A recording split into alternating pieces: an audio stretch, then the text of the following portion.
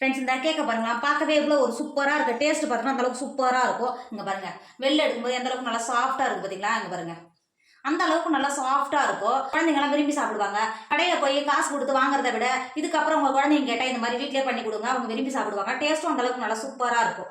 இன்றைக்கி நம்ம ஓவனோ பீட்ரோ மைதா முட்டை எதுவுமே இல்லாத ஒரு சாஃப்டான சூப்பராக ஒரு கேக்கு தான் செய்ய போகிறோம். எப்படி செய்யலான்னு பார்க்கலாமா? Hi friends, welcome to Kerala சமையல். கேரளா சமையலில் நம்ம கேக்கு தான் பண்ண போகிறோம். வாங்க எப்படி செய்யலாம்னு பார்க்கலாம். கேக் பண்ணுறதுக்கு இப்போ ஒரு பவுல் வச்சுக்கோங்க. 250 கிராம் கப்பில் ஒரு கப் நான் ரவை எடுத்திருக்கேன். பவுலில் சேர்த்து கொடுத்துக்கோங்க. ரவை இருந்த அதே கப்பில் அரை கப் சக்கரை எடுத்திருக்கேன். சர்க்கரையோ ரவையோட சேர்த்து கொடுத்துக்கோங்க. நீங்கள் எடுக்கிற ரவை நல்லா வறுத்து ரவையாக இருக்கணும். வறுக்காத ரவையாக இருந்தால் ஒரு 2 செகண்ட் நல்லா வறுத்துட்டு அதுக்கப்புறம் எடுத்து சேர்த்துக்கோங்க. அப்போ தான் கேக் நல்லா சாஃப்டாக இருக்கும். சக்கரை சேர்த்து கொடுத்துட்டு ரவை இருந்த அதே கப்பில் 250 கிராம் கப்பில் ஒரு கப் நான் பால் எடுத்திருக்கேன். பால் பார்த்தீங்கன்னா இந்த மாதிரி கை வச்சு பார்க்கும்போது வெது வெதுன்னு சூடாக இருக்கும். இப்போ சூடாக இருக்கிற பாலை அரை கப் அளவுக்கு சேர்த்து கொடுத்துக்கோங்க. சேர்த்து கொடுத்துட்டு பாக்கி இருக்கிற பாலை மாற்றி வச்சுக்கோங்க. பாலை சேர்த்துட்டு நம்ம சேர்த்த சர்க்கரையும் ரவையும் சேர்ந்து கலந்து வர மாதிரி இந்த மாதிரி நல்லா கலந்து கொடுத்துக்கோங்க. நல்லா கலந்து கொடுக்கும்போது நம்ம சேர்த்த சர்க்கரை நல்லா கரைஞ்சி ரவை நல்லா ஊறி வரும். மூடி போட்டு மூடி மாற்றி வச்சுக்கோங்க. நான் 3 டேபிள் ஸ்பூன் டூட்டி புருட்டி எடுத்திருக்கேன். 2 டேபிள் ஸ்பூன் மைதா மாவு சேர்த்துக்கோங்க.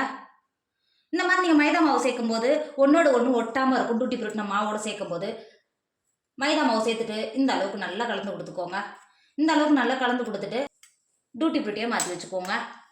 இப்போ பாருங்கள், நம்ம ஊற வச்ச ரவை எந்த அளவுக்கு நல்லா ஊறி இருக்குது பார்த்தீங்களா? இங்கே பாருங்கள், நம்ம சேர்த்து சக்கரையெல்லாம் நல்லா கரைஞ்சி எந்த அளவுக்கு நல்லா ஊறி வந்திருக்கு பார்த்தீங்களா? இந்த அளவுக்கு ஊறினாவே போதும், நல்லா சாஃப்ட் ஆகிடும்.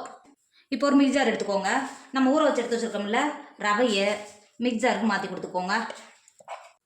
ரவையை சேர்த்து கொடுத்துட்டு அது கூடவே 1/4 கப் நான் பால் பொடி எடுத்து வச்சுருக்கேன். பால் பொடி உள்ள சேர்த்து கொடுத்துக்கோங்க.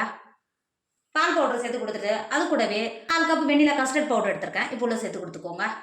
நான் எடுத்தது பைனாப்பிள் ஃப்ளேவரில் எடுத்திருக்கேன். இதோட டேஸ்ட்டும் வாசனை அளவுக்கு சூப்பராக இருக்கும். சேர்த்து கொடுத்துக்கோங்க. உங்ககிட்ட கஸ்டர்ட் பவுடர் இல்லைன்னா 1/4 கப்பு கார்ன்ஃப்ளவர் சேர்த்துட்டு ஒரு டேபிள் ஸ்பூன் வெண்ணிலா எசன்ஸ் சேர்த்துனா கரெக்டாக இருக்கும். இப்போ சேர்த்து கொடுத்துக்கோங்க. கஸ்டர்ட் பவுடர் சேர்த்து கொடுத்துட்டு அது கூடவே 1/4 கப் நான் சன்ஃப்ளவர் ஆயில் சேர்த்து வச்சுருக்கேன். இப்போ ஒன்று சேர்த்து கொடுத்துக்கோங்க. உங்களுக்கு சன்ஃப்ளவர் ஆயில் சேர்க்க விருப்பம் இல்லைன்னா நெய் இல்லை பட்டர் இது கூட சேர்த்து கொடுத்துக்கோங்க. சேர்த்து கொடுத்துட்டு மிக்ஸி மூடி போட்டு மூடி ஒரு 5 நிமிஷம் அரைச்சி எடுத்துக்கோங்க. இப்போ பாருங்கள், நம்ம அரைச்செடுத்து ரொம்ப நேரம் அரைக்கக்கூடாது. நாம் சேர்த்தா பால் பவுடரும் கஸ்டர்ட் பவுடரும் சேர்ந்து வர மாதிரி அரைச்சா மட்டும் போதும். இங்கே பாருங்கள், ரவையோட கொஞ்சம் தரித்தரிப்பாக இருந்தால் மட்டும்தான் நல்லாயிருக்கும். இப்போ ஒரு பவுல் வச்சுக்கோங்க. நம்ம அரைச்சி எடுத்த மிக்சரை பவுலில் சேர்த்து கொடுத்துக்கோங்க. பவுலில் சேர்த்து கொடுத்துட்டு நம்ம ஏற்கனவே மைதா மாவு மிக்ஸ் பண்ணி வச்சுருக்கோம்ல, டூட்டி புருட்டி புள்ள சேர்த்து கொடுத்துக்கோங்க. டூட்டி புருட்டி சேர்த்துட்டு இந்த மாதிரி நல்லா கலந்து கொடுத்துக்கோங்க. இந்த அளவுக்கு நம்ம நல்லா கலந்து கொடுத்துட்டு நம்ம பாக்கி மாற்றி வச்சுருக்கோம்ல இந்த பாலை இப்போ சேர்த்து கொடுத்துக்கோங்க. 2 டேபிள் ஸ்பூன் அளவுக்கு இருக்கும், சேர்த்து கொடுத்துக்கோங்க. இந்த அளவுக்கு சேர்த்து கொடுத்துட்டு திரும்பவும் இந்த மாதிரி கலந்து கொடுத்துக்கோங்க. அளவுக்கு நல்லா கலந்து கொடுத்துட்டு 1/4 டேபிள் ஸ்பூன் பேக்கிங் சோடா சேர்த்துக்கோங்க. நீங்கள் அரைக்கிறதுக்கு முன்னாடியே சேர்த்து கொடுத்துக்கோங்க. நான் அரைக்கும் போது மறந்துட்டேன், அதனால தான் இந்த ஸ்டேஜில் சேர்த்து கொடுத்துக்கிறேன். சேர்த்து கொடுத்துக்கோங்க. அது கூடவே 1 டேபிள் ஸ்பூன் பேக்கிங் பவுடர் சேர்த்துக்கோங்க. சேர்த்து கொடுத்துட்டு ஒரு பிஞ்சு உப்பு சேர்த்துக்கோங்க.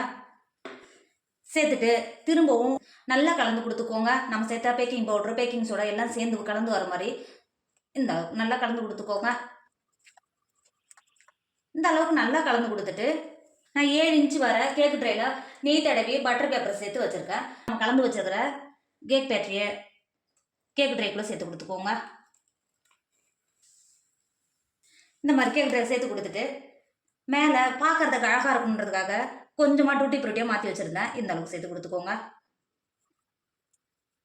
இந்த அளவுக்கு சேர்த்து கொடுத்துட்டு கேக்கு வேக விடுறதுக்கு அடுப்பில் ஒரு பெரிய ஒரு அகலமான ஒரு பாத்திரம், நல்லா அடிகனமான பாத்திரம், அதில் ஒருங்க பாருங்கள் ரிங்கை ஒன்று இறக்கி பிளேட் எடுத்து இறக்கி கொடுத்துருக்கேன். இப்போ ஒரு 10 நிமிஷம் நல்லா ஃப்ரீ ஹீட் ஆகிடுச்சு. இப்போ நம்ம கேக்கு ட்ரை ரெடி பண்ணி வச்சுக்கோம்ல, கேக்கு ட்ரை நேராக இருக்கிற மாதிரி இறக்கி சேர்த்துக்கோங்க. நீங்கள் உள்ளே இறக்கி கொடுக்கும்போது கேக்கு ட்ரை நேராக இருக்கான்னு செக் பண்ணிக்கோங்க. சைடாக இருக்கிற மாதிரி இருந்தால் ஒரு சைடு மட்டும் நல்லா வெந்து வரும், அந்த மாதிரி இருக்கும். இந்த அளவுக்கு இறக்கி கொடுத்துட்டு மூடி போட்டு மூடி அடுப்பை லோ ஃப்ளேமில் வச்சு ஒரு 20-25 நிமிஷம் எடுக்கும் அந்த கேக்கு வெந்து வர்றதுக்கு வேக விடுங்க. இப்போ பாருங்க, 20 நிமிஷம்ன்றதே ஒரு 30 நிமிஷம் ஆயிடுச்சு எனக்கு கேக்கு வெந்து வர்றதுக்கு. இங்கே பாருங்க, இப்போ திறக்கும் போது ஓவன் எதுவுமே இல்லை, அடுப்பில் தான் எந்த அளவுக்கு நல்லா சூப்பராக வெந்து வந்திருக்கு பார்த்தீங்களா? இப்போ நல்லா வெந்திருக்கான்னு சொல்லிட்டு இந்த மாதிரி தூப்பிக்கோ இல்லை கத்தியோ வச்சு நடுவில் இந்த மாதிரி குத்தி பார்த்தீங்கன்னா கத்தி இந்த அளவுக்கு நல்லா ஒட்டாமல் கிளியராக வரணும்.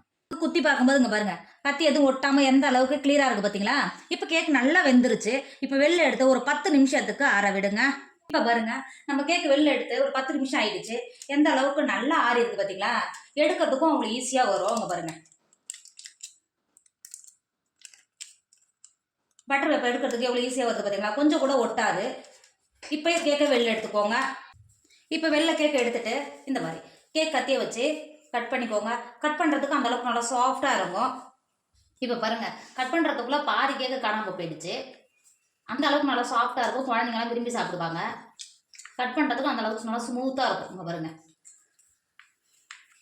இந்த அளவுக்கு கட் பண்ணிவிட்டு உங்களுக்கு கடையில் விற்கிற மாதிரியே வேணும். கடையில் விற்கிற மாதிரியே பார்க்கறதுக்கு அழகாக இருக்குமா இந்த மாதிரி குறுக்க இந்த அளவுக்கு கட் பண்ணிக்கோங்க.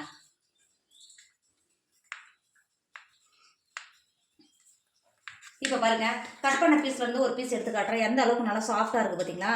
இங்கே பாருங்க அந்த அளவுக்கு நல்லா சாஃப்டாக இருக்கும், டேஸ்ட்டாக இருக்கும். இங்கே பாருங்க எந்த அளவுக்கு நல்லா சாஃப்டாக இருக்குதுங்க. நீங்களும் குழந்தைங்களுக்கு வீட்டில் இது மாதிரி செஞ்சு கொடுங்க. அவங்க விரும்பி சாப்பிடுவாங்க. டேஸ்ட்டும் அந்த அளவுக்கு நல்லா சூப்பராக இருக்கும். கண்டிப்பாக நீங்களும் ட்ரை பண்ணுங்கள். என்னோட வீடியோ உங்களுக்கு பிடிச்சிருந்தா உங்கள் ஃப்ரெண்டு உங்கள் ஃபேமிலி ஷேர் பண்ணுங்கள். மறக்காமல் கேரளா சமையல் சப்ஸ்கிரைப் பண்ணிக்கோங்க. தேங்க்யூ.